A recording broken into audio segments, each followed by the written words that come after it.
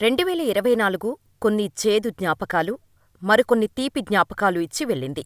2024 ఏడాది వెళ్ళిపోతూ ప్రపంచవ్యాప్తంగా జరిగిన ఎన్నెన్నో సంఘటనలను మనకు గుర్తులుగా మిగిల్చిపోయింది. దశాబ్దాల బషర్ అసద్ నిరంకుశ పాలన నుంచి సిరియాకు తిరుగుబాటుదారులు స్వేచ్ఛ కల్పిస్తే, అగ్రరాజ్యం అమెరికాలో ఓటర్లు దుందుడుకు డొనాల్డ్ ట్రంప్కు మరోసారి పాలనా పగ్గాలు అప్పజెప్పారు. బంగ్లాదేశ్ విమోచన పోరాట యోధుల కుటుంబాలకు రిజర్వేషన్లు కల్పించటాన్ని తీవ్రంగా నిరసిస్తూ విద్యార్థులు చేసిన ఉద్యమం ధాటికి షేక్ హసీనాను అధికారపీఠం నుంచి దిగిపోయి భారత్కు పలాయనం చిత్తగించారు. ఇక ఎన్నో ఆశలతో 2025లోకి అడుగుపెట్టాం. కొత్త ఏడాది అంతా మంచే జరుగుతుందని అంతా అనుకున్నారు.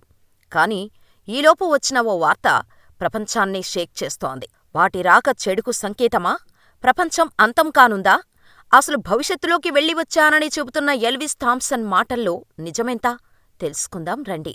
భవిష్యత్తులోకి వెళ్ళివచ్చానని చెప్పుకునే ఎల్విస్ థామ్సన్ అనే వ్యక్తి 2025లో జరిగే ముఖ్యమైన విషయాల గురించి అంచనా వేశాడు. ఎల్విస్ థామ్సన్ తనను తాను టైమ్ ట్రావెలర్ అని ప్రకటించుకున్నాడు. జనవరి 1న ఇన్స్టాగ్రామ్లో ఒక వీడియోను షేర్ చేశాడు. అది ఇప్పుడు వైరల్గా మారింది. అందులో 2025లో 5 ప్రత్యేక తేదీల్లో విపత్తులు జరుగుతాయని చెప్పాడు. ఈ వీడియోలో భవిష్యత్తులోకి ప్రయాణించినట్టు చెప్పుకునే మిస్టర్ థామ్సన్ ఏప్రిల్ 6న గంటకు 1046 కిలోమీటర్ల వేగంతో 24 కిలోమీటర్ల వెడల్పుగల సుడిగాలి అమెరికాలోని ఓక్లహోమాను నాశనం చేస్తుందని అంచనా వేశారు.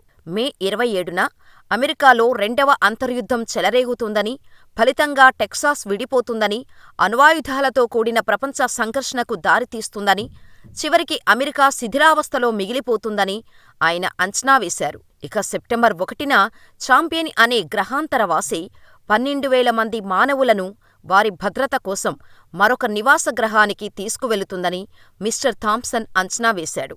భూమికి హాని కలిగించే ఉద్దేశంతో శత్రు గ్రహాంతరవాసుల గురించి కూడా అతను వీడియోలో హెచ్చరించాడు. అలాగే సెప్టెంబర్ 19న అమెరికా తూర్పు తీరాన్ని భారీ తుఫాను ముంచెత్తుతుందని అంచనా వేశారు. చివరిగా నవంబర్ 3న నీలి తిమింగలం కంటే 6 రెట్లు పెద్దది సెరిన్ క్రౌన్ అని పిలువబడే ఒక భారీ సముద్రజీవి పసిఫిక్ మహాసముద్రంలో కనిపెడతారని చెప్పాడు. థామ్సన్ రిలీజ్ చేసిన ఈ వీడియో బాగా వైరలైంది. 20 మిలియన్లకు పైగా వ్యూస్ వచ్చాయి. ఈ వీడియోను చూసిన వారిలో కొందరు ఇది నిజమని నమ్మితే, మరికొందరు మాత్రం కేవలం అటెన్షన్ కోసమే థామ్సన్ ఇలా చెబుతున్నాడని కొట్టిపారేశారు. కానీ ప్రస్తుతం ప్రపంచంలో జరుగుతున్న వాటిని చూస్తుంటే థామ్సన్ చెప్పేది నిజమే అని కొందరు వాదిస్తున్నారు. ట్రంప్, ఉక్రెయిన్ అధినేత జెలెన్స్కీ మీడియా ముందే గొడవపడటం, రష్యా, ఉక్రెయిన్ల మధ్య ఎటువంటి శాంతి ఒప్పందం జరగకపోవటంతో మరొక అంతర్యుద్ధం ఖచ్చితంగా వస్తుందని భయపడుతున్నారు.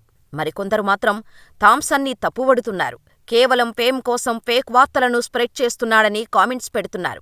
అన్ని విపత్తులు దగ్గరనుంచి చూసినప్పుడు థామ్సన్కి ఏం జరగలేదా అని ప్రశ్నిస్తున్నారు. అంతమంది చనిపోయే ప్రమాదం ఉన్నప్పుడు భవిష్యత్తులో ఉన్నవారికే చెప్పి ప్రాణనష్టం జరగకుండా చూడొచ్చు కదా అని నిలదీస్తున్నారు. కానీ థామ్సన్ ఏ ఒక్క ప్రశ్నకు సమాధానం ఇవ్వటం లేదు.